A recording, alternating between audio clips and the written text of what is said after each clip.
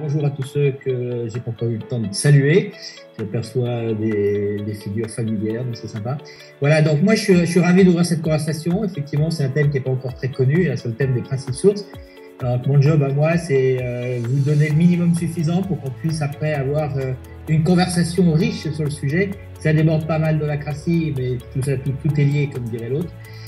Donc, comme d'habitude, surtout, je vous invite à ne rien prendre pour argent comptant. Je parle à partir de mes biais, de mes croyances, etc., etc., et de mes travaux de recherche. Je vais vous partager mon expérience sur le sujet avec tout son côté incomplet, travail en cours. Je vous invite peut-être à vous laisser traverser par ce que je vais exprimer aux trois niveaux, tête, cœur et tripes, et puis pour ensuite vous mettre à l'écoute de ce qui vous vient après m'avoir écouté.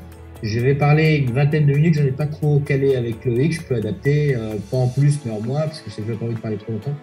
Et puis donc à l'issue de ce teasing en fait, vous allez pouvoir échanger sur la base de vos résonances, qui vont alimenter la conversation, les échanges qui vont suivre. Du coup, en fait, je vais parcourir si tout se passe comme c'est prévu, la probabilité que ça soit exactement comme ça existe, mais elle est pas de 100%, elle est plutôt faible même. On va parler des principes sources. Je vais vous donner ensuite parcourir quelques super pouvoirs. Ça, c'est intéressant. On fait un teasing pour vous voici au moins jusqu'au chapitre 2. Et le fait de s'intéresser à ça, ça peut vous donner des super pouvoirs. Peut-être que vous les avez déjà, mais pas en conscience en tout cas. On ira sur les pathologies, parce qu'il n'y a pas que du bon, il y a toujours, vous savez comment ça marche, quand il y a du yin, il y a du yang, et quand il y a des trucs positifs, il y a des trucs moins positifs, donc il y a des pathologies associées à la personne source. On verra comment on peut distribuer ces principes sources et les transmettre bon, je vais pas en dire trop. Et puis, je vais présenter, il faut savoir que depuis le temps que je viens à cet Alternative Forum, à chaque fois, il y a Loïc qui me tanne avec bienveillance sur le fait que j'amène des images. Moi, les images, j'ai un peu de mal. Maintenant, il y a un sujet à la fin qui est une représentation de l'organisation systémique avec 3 sous-systèmes, voilà, et que je vais vous présenter. Je peux l'exprimer oralement, j'adore ça, et en même temps, il paraît que les gens comprennent mieux avec un schéma. Alors, du coup, je vais commencer directement par les principes sources. Donc, les principes sources, ça fait référence, pour donner quelques points de référence, aux travaux d'un homme remarquable, que peut-être certains connaissent pour ses travaux notamment liés à l'argent et les projections sur l'argent, qui a développé cette dernière quinzaine d'années des travaux sur les personnes sources, qui s'appelle Peter Koenig. Et puis il a rien écrit parce que c'est pas son talent. Et il y a un seul bouquin, à ma connaissance, sur les principes sources, qui a été écrit par mon ami Stephen Merkelbach, qui est une personne qui a suivi assidûment toutes les masterclass de notre ami Peter Koenig. Frédéric Laloux, que tout le monde connaît, n'en a pas parlé dans son livre Reinventing parce qu'il n'était pas au courant. Et il a découvert ces principes un peu plus tard, que vous pouvez retrouver dans les 12 premières minutes d'une vidéo que j'ai mis en lien, que Louis peut-être pourra partager. Alors, c'est quoi les principes sources ? En fait, c'est autoporteur, parce que la source, qu'est-ce que c'est que la source ? L'image de la source, on imagine quelque chose qui jaillit des entrailles de la Terre, et cette image, elle est tout à fait parlante et relevante, c'est encore un anglicisme. L'eau ne surgit pas de rien. L'eau ne surgit pas de rien. Elle vient toujours de quelque part. Et avant de commencer à concrétiser une initiative, mon initiative, avant de créer une entreprise, je l'ai fait 5 fois dans ma vie, avant de créer une entreprise, il y a toujours une idée, une intuition, une inspiration que j'ai écoutée et qui m'est arrivée, je ne sais pas comment, et que je me suis appropriée. Et cette personne source, la définition de la personne source, alors j'ai pris une entreprise, ça peut être un projet, c'est pareil. La personne source, c'est celle qui a pris l'initiative de sa mise en œuvre. C'est celle qui s'est appropriée cette idée, cette inspiration. Pour autant, elle n'est pas à l'origine de cette initiative.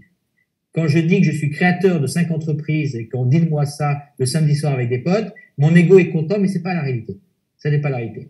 Je ne suis que la personne source de ces 5 entreprises. Et donc, ne dit-on pas que l'idée m'est venue, l'intuition m'est survenue. Tout d'un coup, l'inspiration était là. J'ai capté, j'ai canalisé. En fait, ces idées-là, elles existent. Là, je vais mettre mes mots. Dans le champ quantique, il y a tout. Il y a tout ce qu'on veut dans le champ quantique. Et puis, pourquoi moi ? J'ai capté cette énergie. Boum, j'ai créé l'Institut AGI. En fait, j'ai co-créé l'Institut AGI. L'idée est un cadeau. Les autres me diront que c'était mon idée. Et ils ont raison, au sens où je me la suis appropriée, cette idée. Au sens où je l'ai fait mienne, c'est bien en moi qu'elle a pris forme dans la matière. Je l'ai exprimé, hein, avec un trait d'union entre les deux, je l'ai exprimé. Et en même temps, ils ont tort, ils ont carrément tort, car cette intuition n'était pas à moi. C'est pas mon idée, ça n'existe pas. De la même manière que c'est pas mes enfants. Il y a beaucoup de, je crois que dans l'évolution, je sais plus qui disait, il faut absolument tout révolutionner. Bah, à mon avis, ça commence par les changements de façon de voir les choses, les représentations du monde et les modèles mentaux. Sinon, on va pas aller très très loin. Et ben en même temps, donc ils ont tort car c'était pas de moi. Je l'ai reçu. Bon, j'ai eu cette capacité-là, je l'ai reçu. D'autres auraient pu recevoir la même. Et donc personne ne crée rien. En réalité, je l'ai capté. Ma valeur, la création de valeur que j'ai faite, c'est que je me la suis appropriée et je suis passé à l'acte. Et c'est ça qui a fait de moi la personne source. C'est ça qui a fait de moi un entrepreneur. La personne source, quand elle prend conscience, parce que je travaille avec ça au quotidien, quand elle prend conscience de cela, de ce que je viens de dire, ben, elle adopte une attitude humble. Bon, c'est pas luxueux vis-à-vis de son idée, dont elle se reconnaît le dépositaire et non pas le propriétaire. C'est pas parce que j'ai 100% du capital d'une entreprise, hein, une application immédiate, on pourra en parler plus tard, que je suis propriétaire d'eux. Ça, c'est l'ego qui parle. En réalité, c'est pas vrai. T'es dépositaire, t'es co-créateur. Et vous imaginez, juste cet exemple-là, il y en a plein d'autres, que ça peut amener dans le monde d'aujourd'hui. Donc, pour récapituler, la source est la personne qui fait alliance avec une impulsion de vie, une énergie créatrice, qui a besoin absolument de trouver un être humain pour avoir une chance de s'incarner dans la matière. Et il y en a plein, si vous les écoutez, dans le champ quantique, il y a plein d'énergies qui ne demandent qu'à s'incarner, qui cherchent des candidats humains pour les aider à s'incarner dans cette alliance, dans cette co-création. Cette alliance donne naissance, le plus souvent de manière inconsciente, à toutes les entreprises, toutes les organisations, tous les projets, etc. Ça, c'est la théorie de Peter Koenig. Et quand moi, je l'ai écouté là-dessus, en fait, je savais déjà tout ça. Je savais déjà tout ça, mais j'avais pas les mots. Donc, il m'a apporté, moi, la structure qui me permet d'aller plus loin sur ce sujet-là. Et en fait, comment il est arrivé à cette théorie complètement empirique, il a eu une intuition à un moment donné, il a rencontré des centaines et des centaines d'entrepreneurs, il leur a raconté ça, et ils ont dit, bah oui, c'est comme ça que ça marche. Et comme moi, j'ai dit, bah oui, c'est comme ça que ça marche pour les 5 entreprises que j'ai créées. Car en réalité, en fait, l'être humain ne crée rien.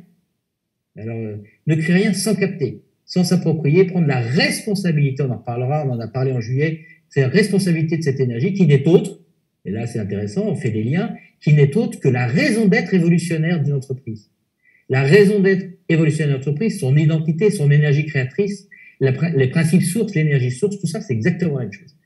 Et qui donc, l'avantage, c'est que ça donne, enfin l'avantage, on peut le voir comme ça, c'est que ça donne à cette personne source des super pouvoirs que je vais vous présenter tout de suite. Et évidemment, ça disrupte en fait. Pourquoi j'ai voulu parler de ça? Parce que pour moi, c'est certainement dans tout ce que je fais, pour tous les travaux qui sont tous passionnants, c'est certainement le sujet qui m'allume le plus pour parler québécois. En ce moment, ça évolue. Donc nous, les êtres humains, nous ne sommes pas des créateurs, nous sommes au mieux des co-créateurs, un peu d'humilité, n'en déplaise à nos égos. Voilà ce que dit les principes sources. Après, vous achetez pas. Ça dépend qui parle.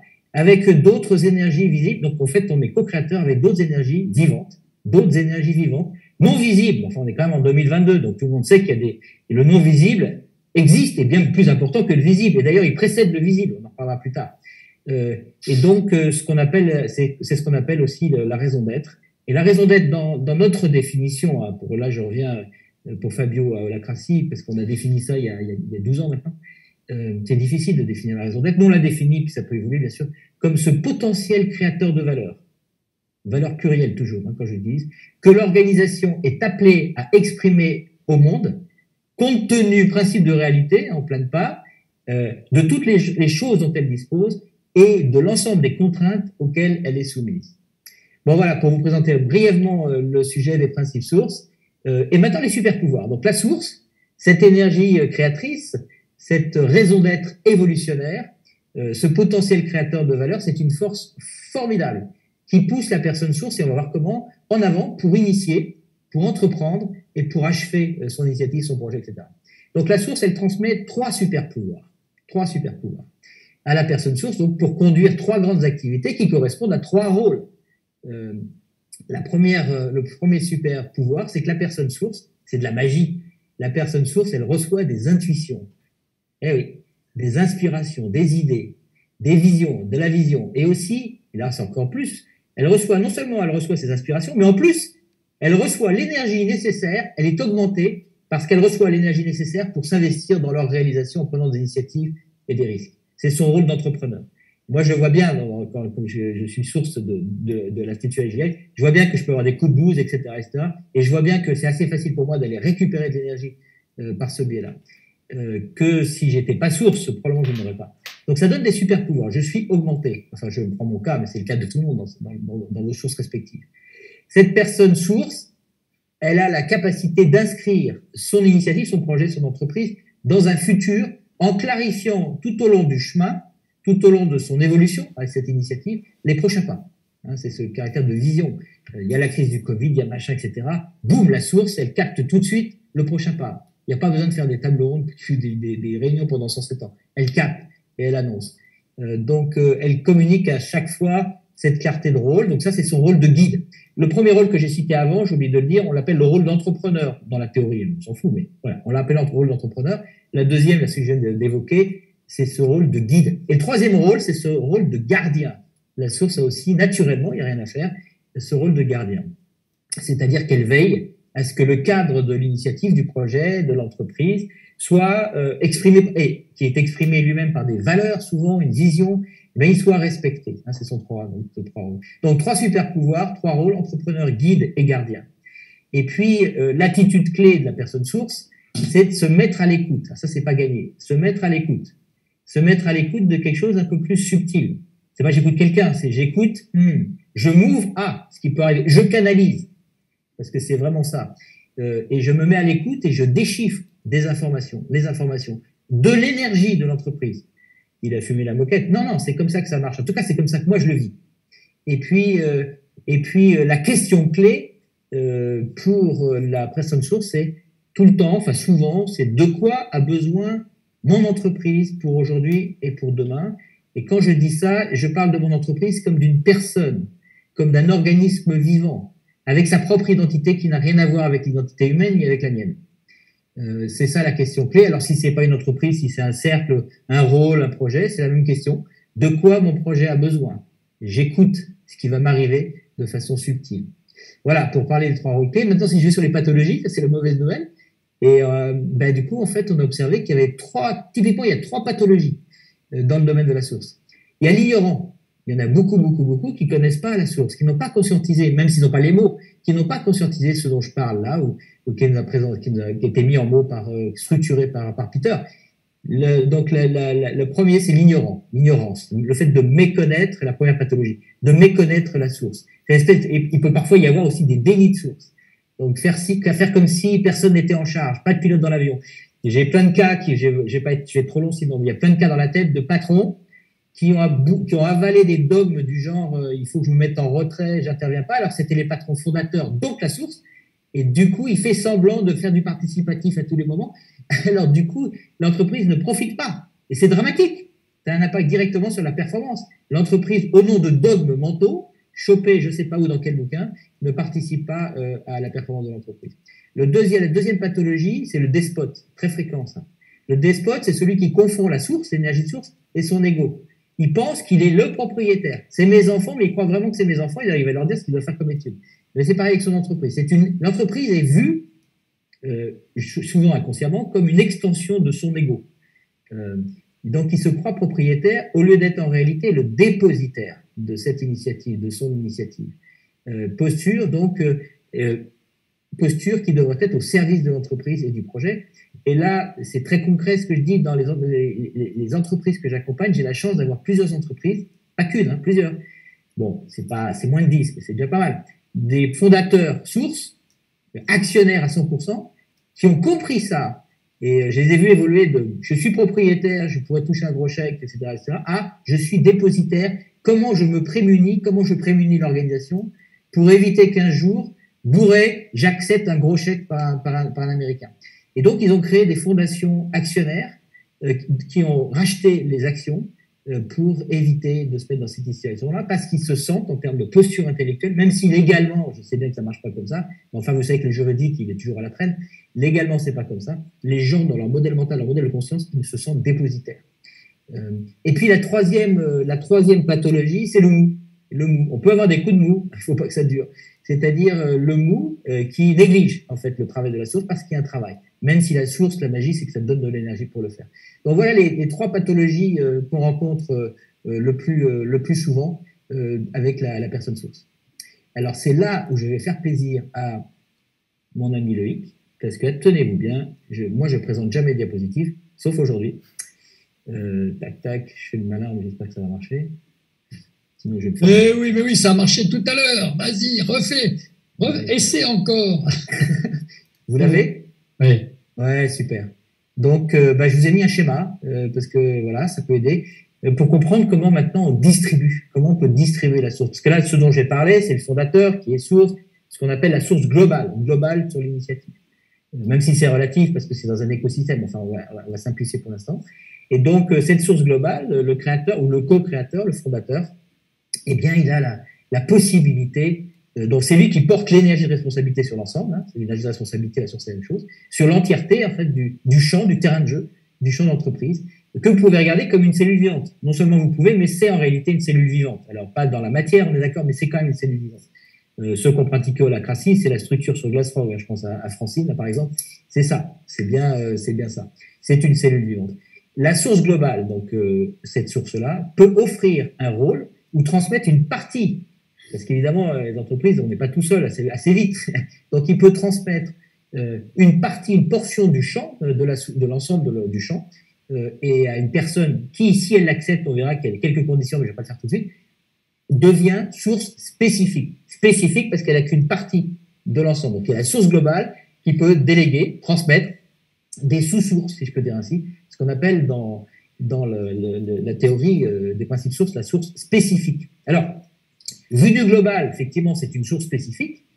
Exemple, la source globale me confie, me transmet toute la recherche et développement. Donc, je suis la source spécifique vis-à-vis de la source globale que sur la partie recherche et développement. Il y a plein d'autres services et directions. Et puis maintenant que je suis source spécifique vis-à-vis de l'ensemble, en fait, je deviens source globale sur mon petit terrain de jeu. Enfin, mon terrain de jeu, j'aime pas l'expression, mais vous comprenez, sur le champ sur lequel je vais exercer ma source. Et donc, moi-même, je peux continuer et en fait, distribuer, par exemple, dans des rôles, d'autres sources spécifiques sur des parties du service recherche et développement, etc., etc. Et donc, c'est ce qu'on voit sur ce schéma. C'est pour ça que je vais vous poser le schéma, parce que ça, c'est assez visible, peut-être mieux que les mots. Voilà. Et donc, le truc important, c'est que dès que la source globale a transmis une portion de son champ à la source spécifique, c'est de la magie. C'est cette dernière qui commence à recevoir les intuitions, les idées, les inspirations sur ce champ, sur ce sous-champ-là de la source, et aussi l'énergie qui est nécessaire pour mettre en œuvre ces idées, tandis que la source globale, elle garde ses super pouvoirs sur l'ensemble, mais elle les perd sur la projection sur la source spécifique. C'est pas magique? Du coup, voilà, c'est tout ce que je voulais dire pour ce stade. En fin de compte, chaque personne qui collabore à cette entreprise, à ce projet, à cette initiative, doit pouvoir, ça c'est un objectif parce qu'on voit que c'est pas si facile que ça, mais doit pouvoir se considérer à un moment donné comme source spécifique d'une partie. Et là, alors, le parallèle avec holacratie, je vais le faire, mais pas que avec holacratie, mais tellement bien foutu avec holacratie. C'est pour ça que je suis arrivé là. D'une partie du champ, d'une cellule vivante, donc d'un rôle pour ceux qui connaissent, ou d'un cercle. Et puis donc peut investir, peut prendre l'énergie de la responsabilité de cette source spécifique, de ce champ, de ce rôle ou de ce cercle, et en l'investissant et prenant des initiatives et des risques, en recevant des intuitions, ce qui est exactement la définition de l'énergie de responsabilité pour ceux qui étaient là en juillet, lorsque j'ai fait un intro sur l'énergie de la responsabilité. Non pas sur la responsabilité qui ne veut rien dire, mais sur l'énergie de la responsabilité. Donc, il s'ensuit, en fait, avec ce que je viens de raconter, une cascade, et je vais faire le lien tout de suite avec holacratie, une cascade de sources globales et spécifiques.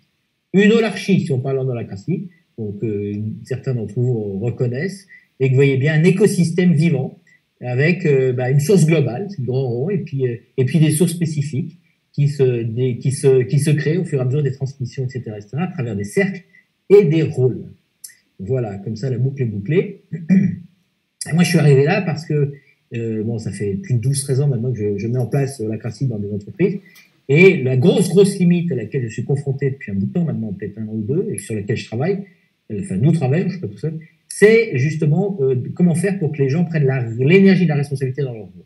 Il y a très peu de collaborateurs qui, contrairement à ce que moi je pouvais projeter avec mes biais cognitifs, nombreux, il y a très peu de collaborateurs qui ont envie ou ont les capacités tout de suite, ils ont le potentiel, hein, je pense que tout le monde a le potentiel, mais ont envie et ou les capacités de prendre l'énergie de la responsabilité de leur rôle, c'est-à-dire de se mettre dans une posture véritable d'entrepreneur d'une mini-entreprise qui est ce rôle, quel que soit le rôle. Moi, j'ai deux rôles, par exemple, conception, formation et formation. Je prends l'énergie. J'y suis un véritable patron de mes rôles.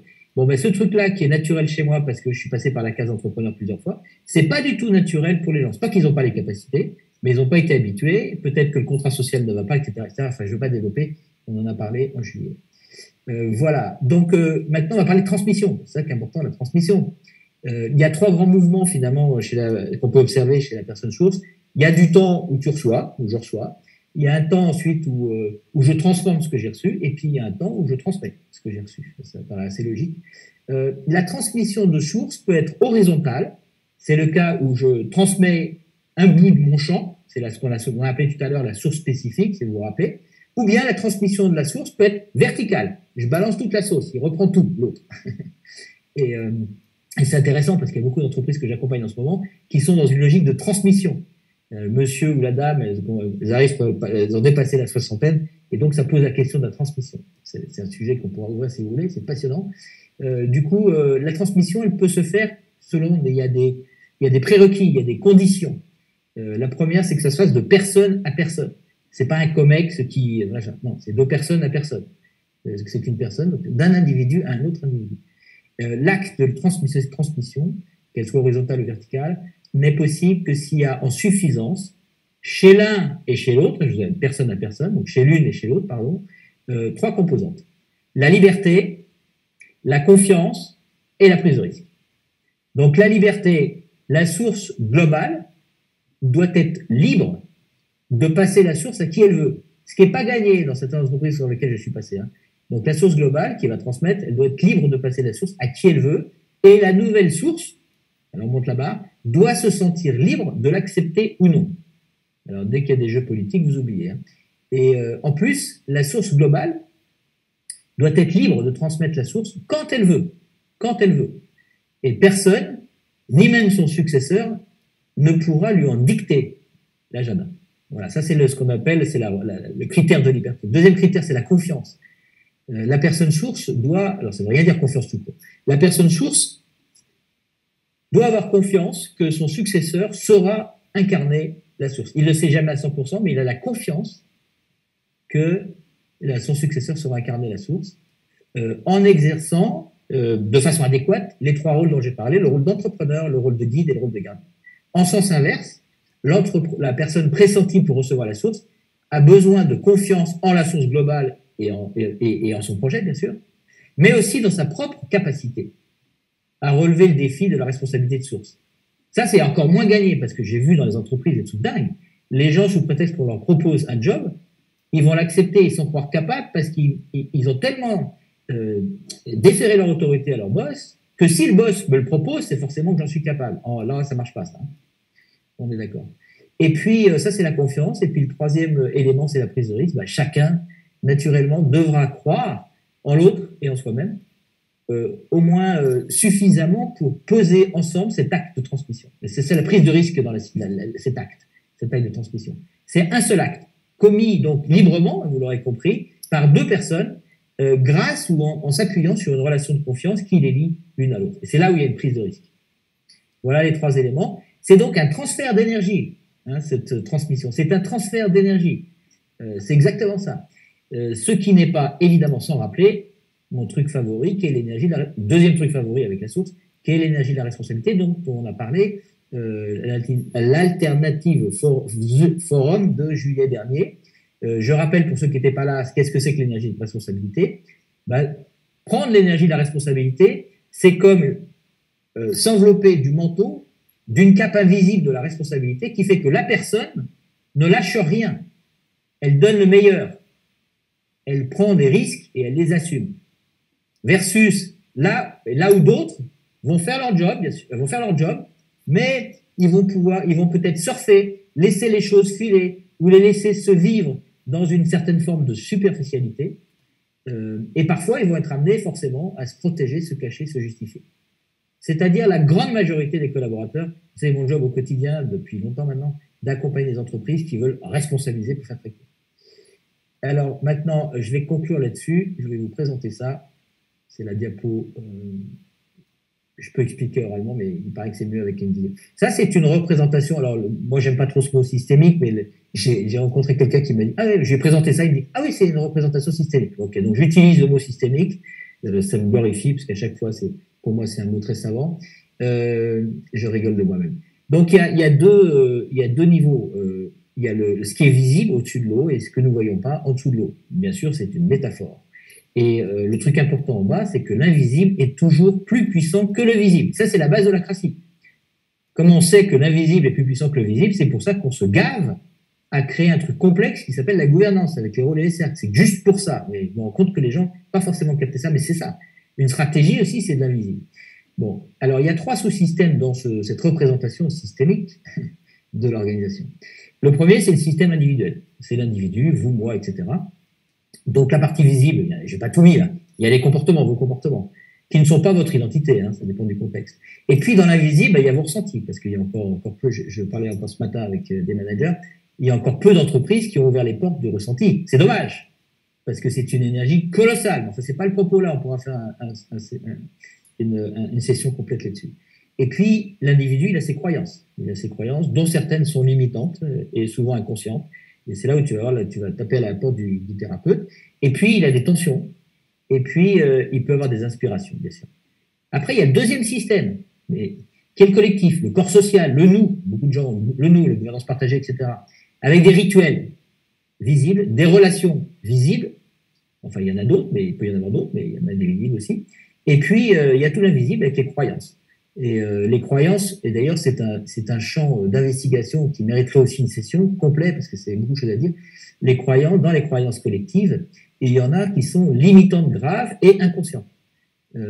Comme par exemple, on ne peut pas faire confiance aux êtres humains. Alors, oublie la cratie, oublie les processus de responsabilisation, ça ne marchera jamais. Ou bien, par exemple, les managers ne veulent pas lâcher le pouvoir. Oublie, c'est pas la peine d'y aller là-dessus. C'est faux en plus. Mais la croyance est très répandue. Ou bien, chez nous, les gens sont gentils. On est gentils chez nous. Alors ça, c'est un gros handicap pour la suite, parce qu'on va pas se dire les choses, donc challenger, etc., la performance, ça va couler. Ou alors, il faut travailler autant que le dirigeant, ce qui est arrivé dans plusieurs entreprises que j'ai accompagnées, où le dirigeant, c'est des forcenés, des mecs brillants, ou des femmes brillantes, ou les deux, et puis en plus, ils ont une capacité de travail colossale. Donc si toi, tu penses ça, t'es mal barré, tu vas jamais y arriver, tu vas être en stress complet. Ou alors, on ne livre pas ses émotions d'entreprise, ça se fait pas. Alors là, vous êtes mal aussi. Parce que la probabilité que l'ensemble des collaborateurs soient responsables, ce que vous voulez, de leur rôle est égale à 0. Parce que ça passe par là. S'il y a des questions, je serais ravi de développer, je ne vais pas le faire là maintenant. Voilà, donc ça c'est pour dire un mot sur les croyances collectives, bien sûr, les valeurs, la culture.